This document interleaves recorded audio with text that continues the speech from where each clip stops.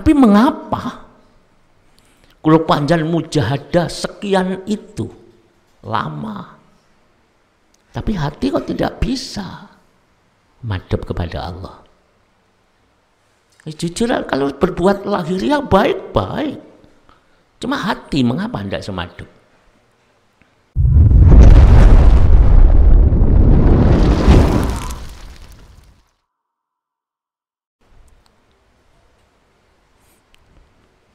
Assalamualaikum warahmatullahi wabarakatuh.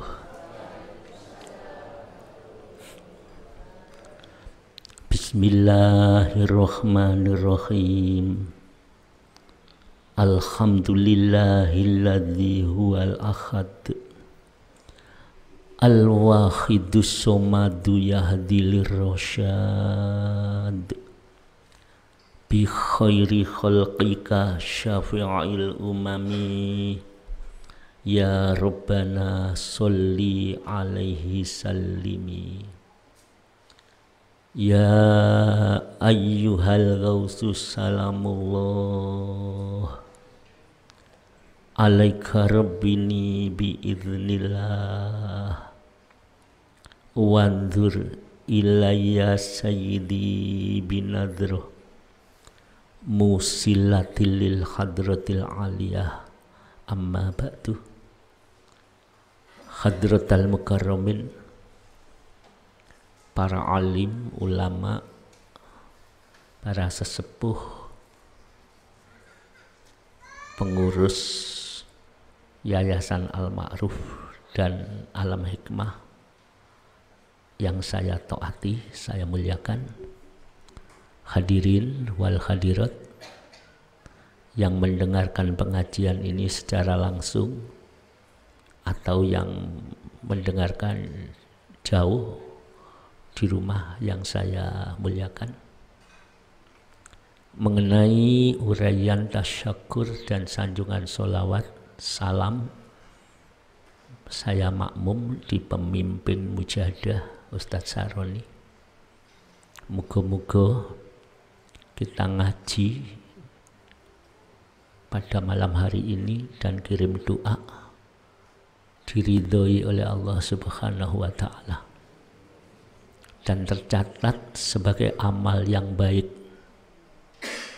amal sing bagus. Maka dalam pengajian eman kalau kita biarkan lolos sambil mendengarkan, kita pakai untuk mujahadah. Sambil ngerungokno pengajian, kita pakai baca selawat. Mengapa?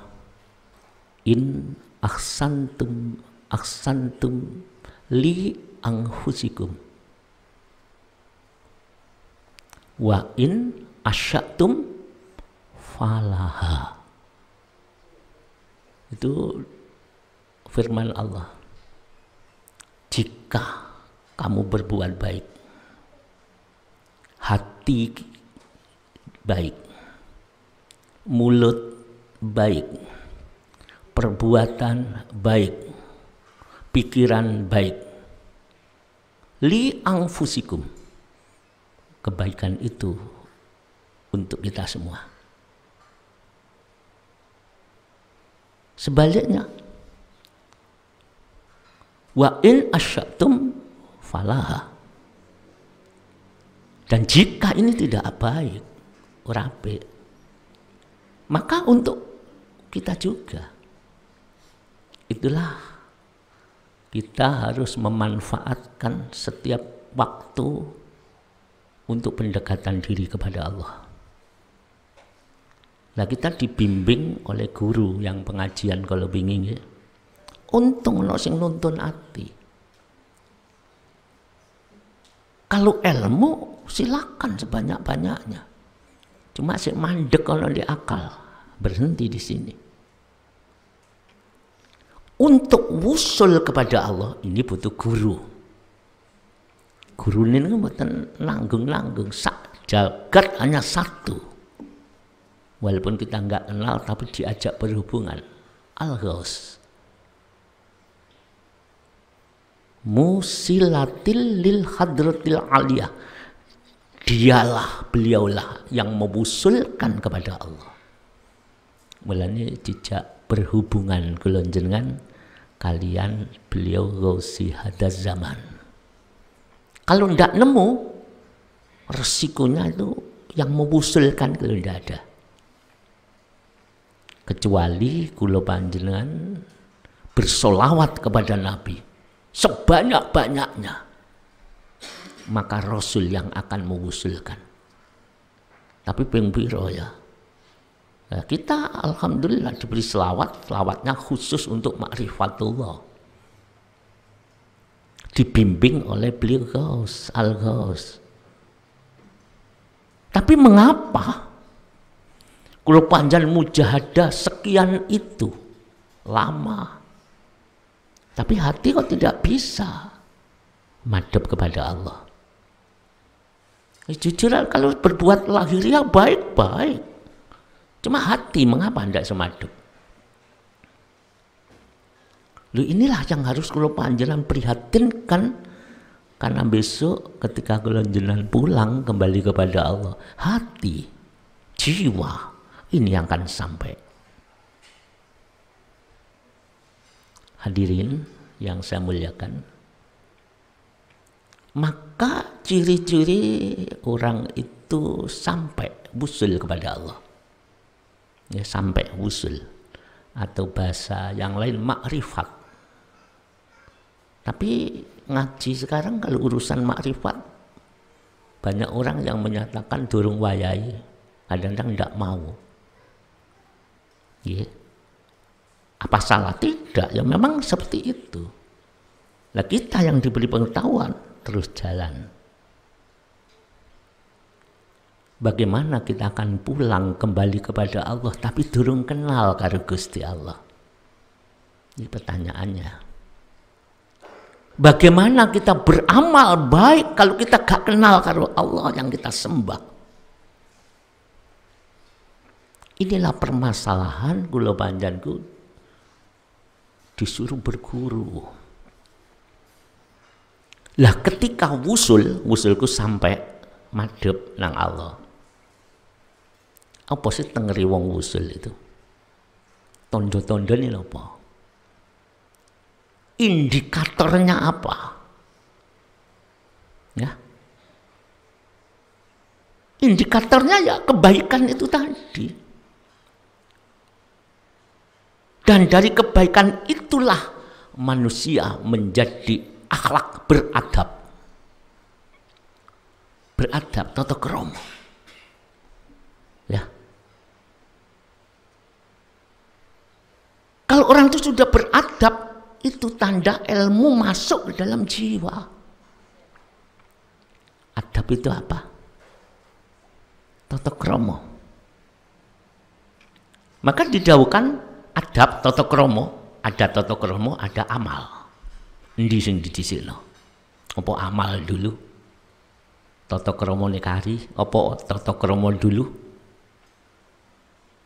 Didhawuhkan muraatul adab muqaddamun ala imtisalil awamiri. Ya.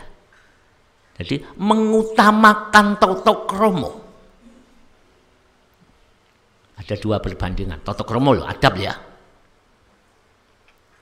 Ada orang ibadahnya apik. Cuma batinnya tidak punya tata krama. Di aku. Merasa lebih baik. Merasa lebih mulia. Dibandingkan orang notok adab walaupun orang ini masih dosa. Adab harus didahulukan. Mengutamakan adab tata krama muqaddamun ala imtisalil awamiri, harus didahulukan daripada kula panjenengan kita melaksanakan ibadah. Tadi adab itu lebih dulu. Lah kadang-kadang kita ini nggak paham dengan adab. Yang penting aku sopan. Yang penting ambil uang aku baik. Itu adab kepada makhluk. adab ijtimaiyah dengan sesama, tapi masih ada adab imaniyah. Yang imaniyah ini kalau butuh guru.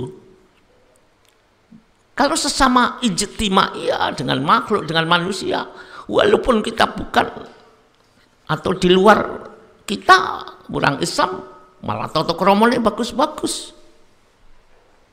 Ya. Tidak berani mengambil, jujur.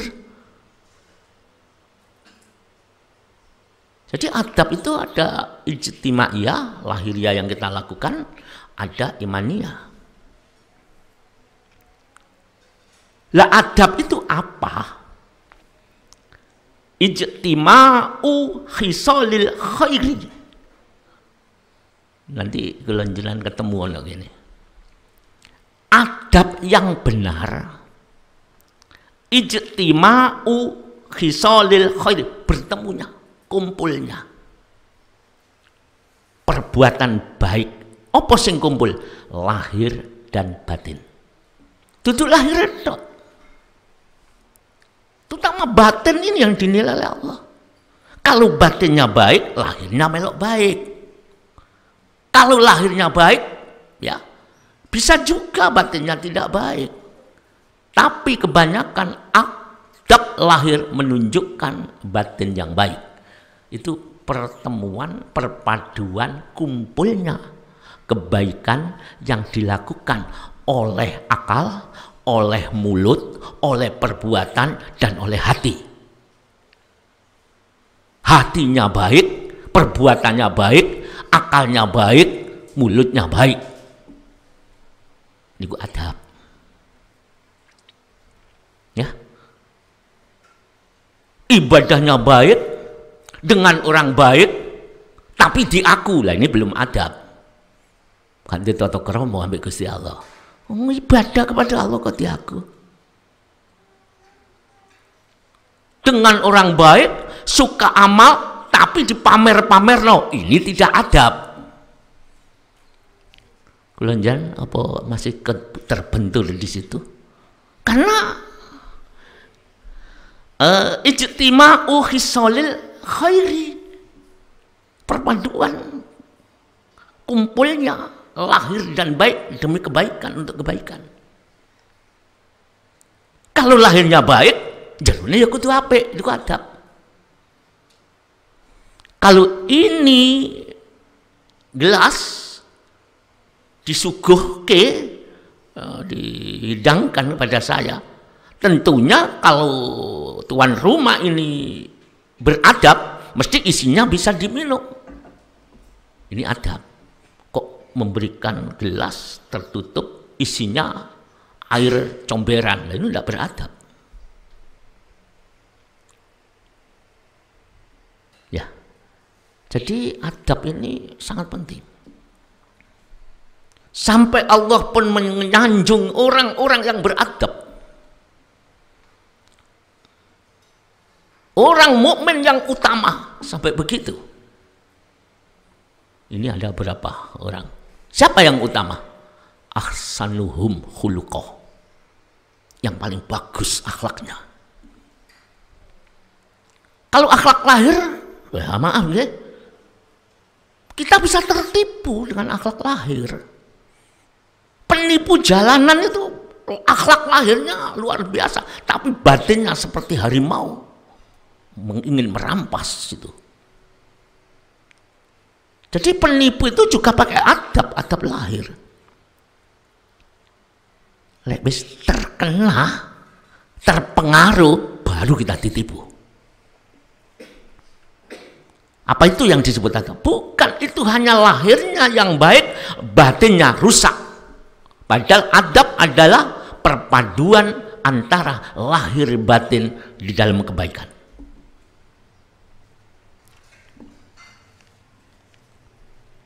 Adab sangat penting.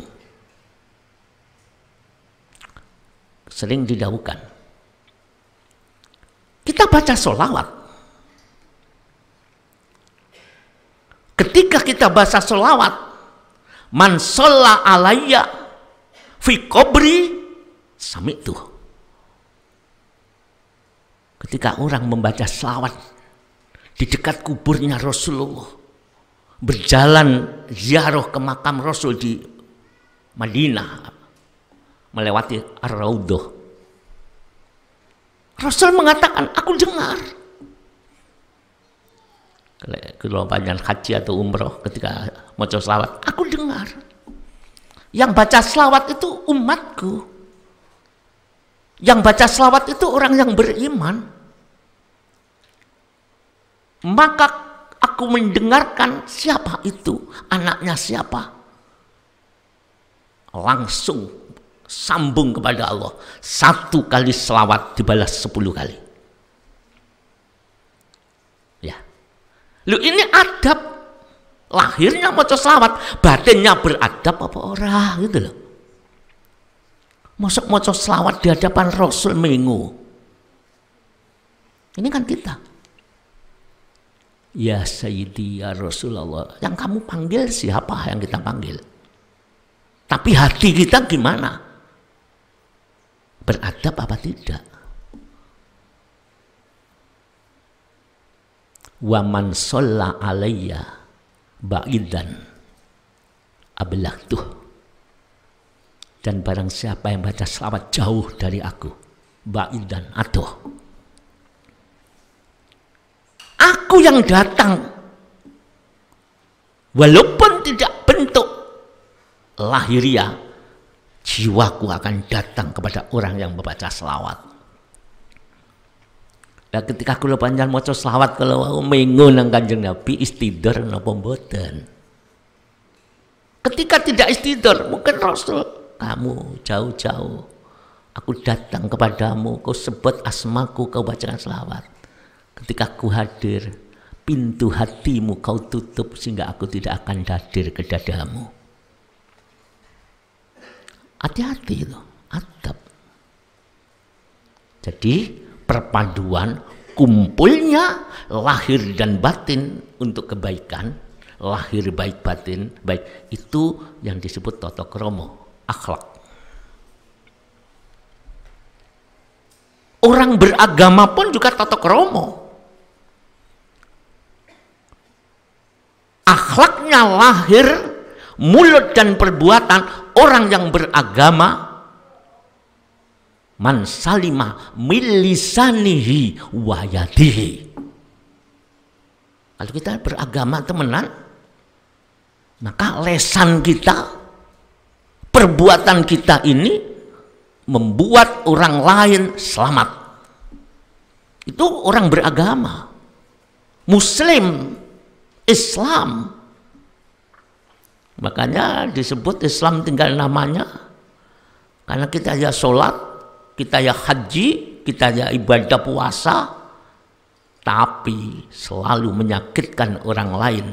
Lesannya membuat orang menderita, perbuatannya membuat orang rugi. Maka Islam hanya tinggal namanya. Ini kalau kita pikir-pikir, ini jangan-jangan kulo panjenengan sendiri ini, terutama saya. Lebih-lebih dalam perjuangan hadirin. Jenengan memegang Wahidiyah. Lalu itu diawasi oleh orang-orang. Kalau yang memegang ini tidak punya adab, jangan salahkan kalau Wahidiyah dikontrasi. Maka ibarat berlian kita pegang, harus hati-hati, jangan pecah. Ini bimbingan tauhid kepada Allah Subhanahu wa ta'ala. Terus gini hadirin, adab batin itu Rasul nyebut adalah perhiasan yang indah.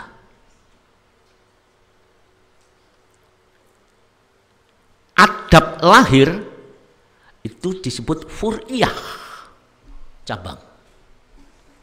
Mulane wong loman terkenal. Tapi apa betul adab lahir batinnya loman? Belum tentu. Bila perlu orang itu loman tapi batinnya merasa aku ahli amal, aku ahli kebaikan, berarti tidak punya adab di sisi Allah.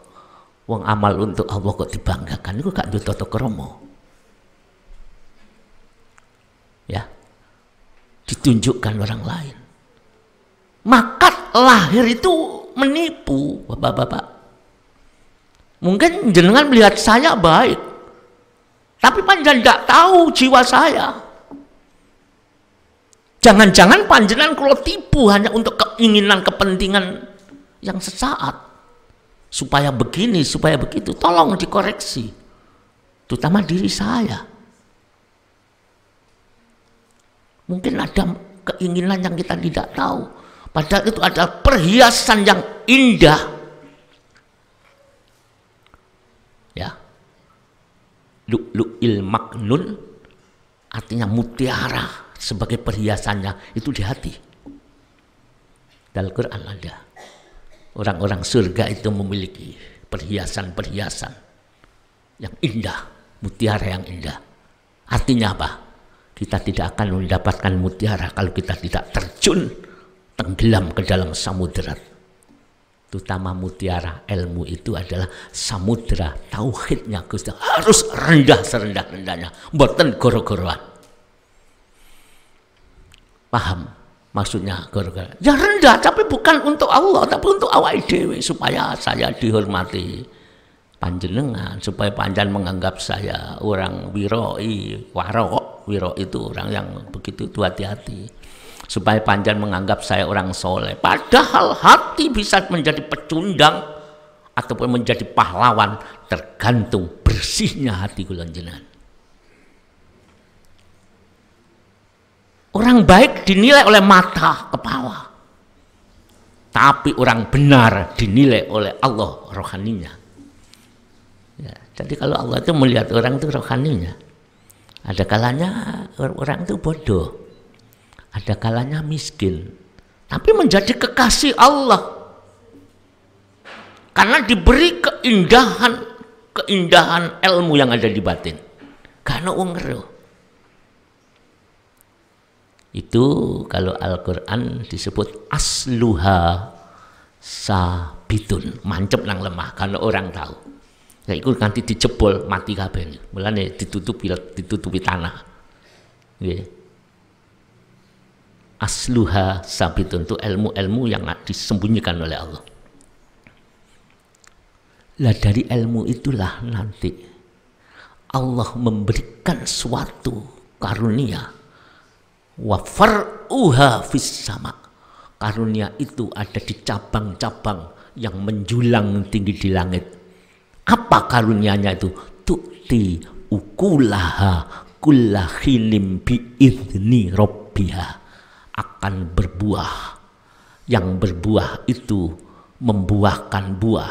Tidak setiap waktu, tapi setiap musim, bukan setiap saat. Artinya gak ono preine buah itu.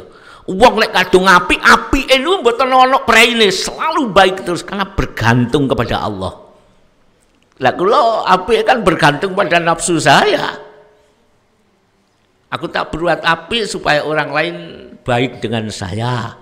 Saya tak berbuat api wong liya cek sopan karo aku. Aku berbuat baik orang lain supaya ya segan dengan saya. Ini kan saya gondelan nafsu, tapi itu tidak. Hati Allah tu'ti ukulaha kullahinim bi'izni rabbiha, berbuah. Setiap saat, bukan hanya musim, musim setengah tahun sekali, setiap saat berbuah. Dan buahnya ini kula jenengan ikut merasakan. Buah lesannya, tidak ada orang tersakiti. Malah orang merasa berbahagia bila bicara dengan orang yang terpilih itu. Perbuatannya tidak ada orang-orang yang dirugikan. Justru perbuatan kaki dan tangannya, orang-orang itu merasa beruntung. Itulah tu'ti ukulaha kullahinim bi'izni rabbiha. Setiap saat akan berbuah. Ini adab yang demikian ini harus. Karena Allah memuji orang itu bukan karena ilmunya. Jadi Gusti Allah memuji orang bukan karena banyaknya ibadah, tidak. Iblis kurang ngopo, tapi tidak pernah dipuji oleh Allah. Ibadah monggo, cuma harus tahu tata krama tadi adab, karena yang dipuji Allah itu adabnya. Wa innaka la'ala khuluqin azim. Al-Qalam. Kanjeng Nabi itu ibadah luar biasa semuanya, cuma yang dipuji. Dan sesungguhnya engkau kekasihku Muhammad memiliki budi pekerti yang luhur, pantas menjadi uswatul hasanah. Lelek kulo, apanya dicontoh? Lahirnya masih begini, batinnya lebih-lebih. Padahal lahir dan batin harus menyatu, ijtima'u khisalil khairi, dalam perbuatan yang baik. Ya Allah, kita sudah semakin tua, kita sudah semakin berumur. Kemana setelah ini? Lahir akan kembali ke tanah, cuma batin kita akan kembali kepada Allah. Jujur, hati khusyuk tunduk kepada Allah masih belum. Maka dalam surat Al-Hadid ayat 16, alam ya'ni lilladzina amanu an takhsha'a qulubuhum li dzikrillah. Belumkah datang waktunya bagi mereka yang beriman apa? Untuk menundukkan hati, antakhsha'a qulubuhum li dzikrillah, untuk mengingat Allah. Artinya ketika mengingat Allah hati harus tunduk. Apakah belum waktunya? Nunggu kapan? Orang yang hatinya ini kotor, nggak mau melihat orang nangis itu.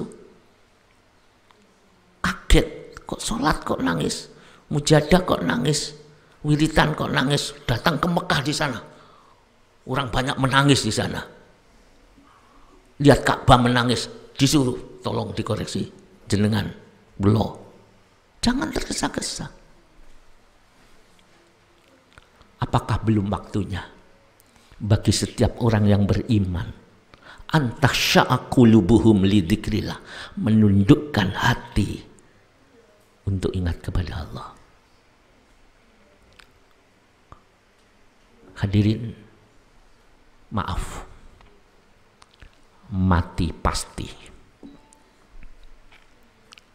sakaratul maut pasti,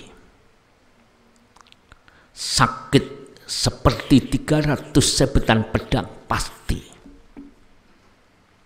Apakah kita selamat di ujungnya? Sedangkan dosa telah menyelimuti jiwa yang sangat kelam ini. Orang berdosa kok tidak menangisi dosanya, berarti tidak punya tata krama, tidak punya adab. Wong lek duwe adab, dosa iki dosa nang Gusti Allah pasti menangis, itu tata krama. Orang banyak dosa kok tertawa, ini ndak punya adab. Wong dosa itu langsung tembus kepada Allah, kita maksiat langsung di hadapan Allah, kok gak izin, kok gak nangis dosa, kok malah tertawa, ndak punya adab.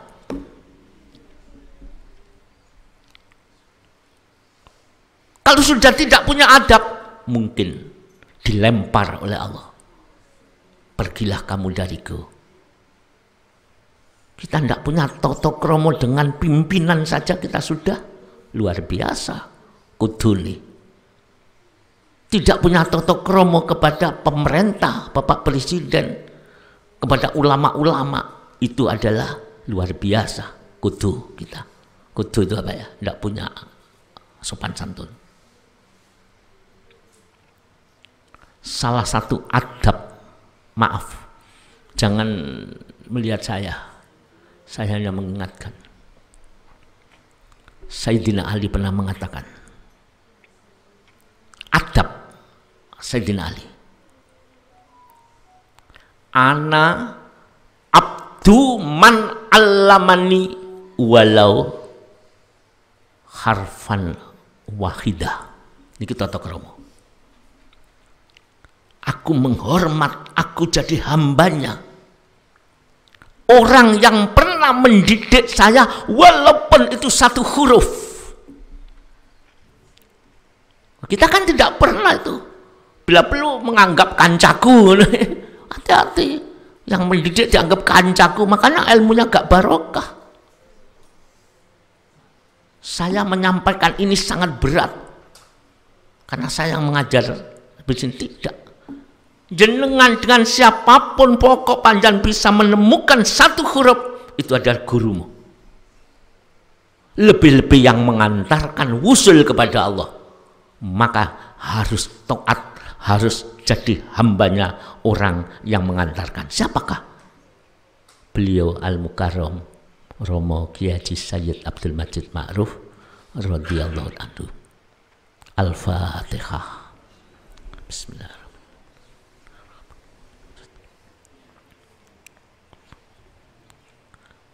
Ikuti perintahnya, usbu'iyah, yaumiyah, mujadah, nanti mujadah kubro ya.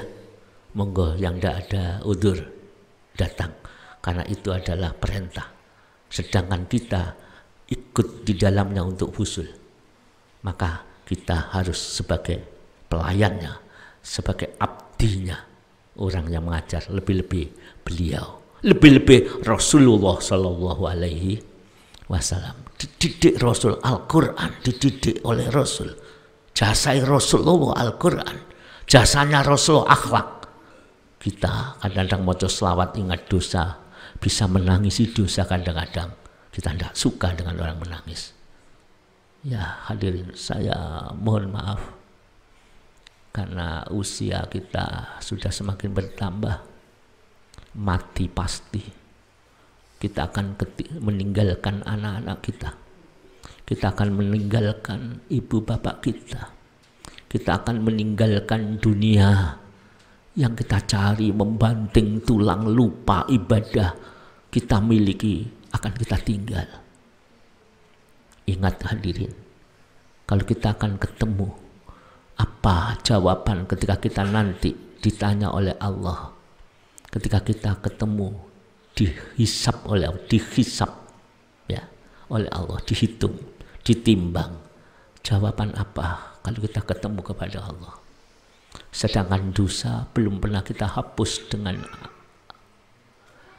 kedoliman, perasaan dolim, perasaan dosa belum kita siram dengan air mata kerendahan. Jadi nanti kalau kita meninggalkan dunia, ternyata seperti inilah. Maka adab kita dulu kan mura'atul adab muqaddamun ala imtisalil awamir. Jadi belajar tata krama kepada Allah, dingkluk merasa rendah baru ibadah. Sebelum sholat, sebelum Allahu Akbar, merasa rendah, merasa nol, merasa banyak dosa, baru Allahu Akbar. Membaca selawat, ketika dibacakan selawat Rasul hadir, kita diam tata krama. Kita menunggu Rasulullah hadir. Kapan Rasul hadir? Buka hati kita. Rasul akan hadir, buka hati kita. Mukasyafah. Ketika hati kita buka, akan ada rasa keindahan. Marra'ahu wajah kayasat, memandang kehadiran Rasul, maka hati menjadi bahagia, hati menjadi tenang. Semoga sekedar pengajian karena saya izin. Sebentar lagi saya mau pergi ke mertua ya, ada hajatan. Saya mohon maaf, kula pesen latih adab. Makan pun harus beradab. Wong mangan kok lali ambek Gusti Allah, padahal ku sing maringi, iku berarti gak duwe tata krama. Ya. Mangan kok gak iling Rasulullah, gak duwe adab. Mengapa? Karena makanan itu diciptakan oleh Allah dari nurnya Nur Muhammad sallallahu alaihi wasallam. Dilatih mujahadah sambil menghilangkan rasa, dilatih, insya Allah tandurono rumangsa elek, rendah dan dolim, insya Allah fadlnya Allah diparingaken dumateng wong-wong sing gelem merendah, merasa dolim, merasa dosa, merasa dosa itu menjadikan tumpahnya air mata, karena dosa mboten saged diilangkan kecuali digosok dengan air mata kerendahan. Muga-muga manfaat.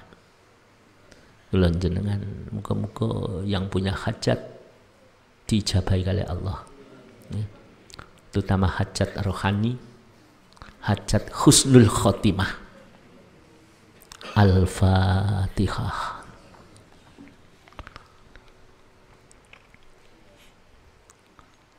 Ya syafi'al khalqi sholatu wassalam. Dilatih adab.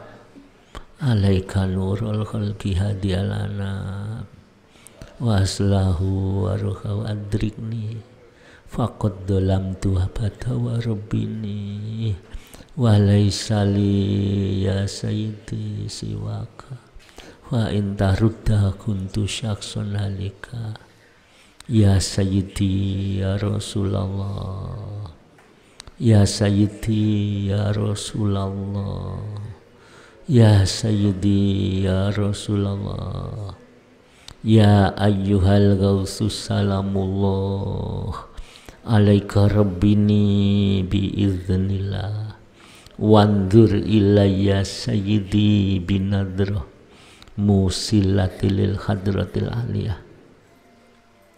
Al-Fatihah. Ya, saya kira cukup. Segala kekurangan mohon maaf yang sebesar-besarnya. Hadirin, jenengan guru saya, maka saya wajib menghormat jenengan. Mengapa? Ketika saya melihat jenengan, ada yang tua, ada yang muda, itu pelajaran bagi saya. Aku pernah muda, dan aku belum pernah taat di masa mudaku. Gara-gara anak-anak muda, saya menemukan ilmu itu. Artinya anak-anakku, kau adalah guruku. Kepada yang tua-tua, ini sama dengan saya. Ada yang sakit, ada yang sudah meninggalkan dunia. Karena itu pelajaran bagi saya. Berarti panjenengan adalah guru saya. Saya adalah murid jenengan semua. Moga-moga diridani kali Allah. Kita sama-sama menjadi murid.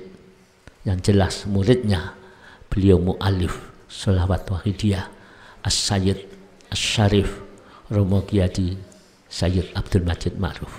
Saya kira demikian. Wabillahi taufiq wal hidayah. Wassalamualaikum warahmatullahi wabarakatuh.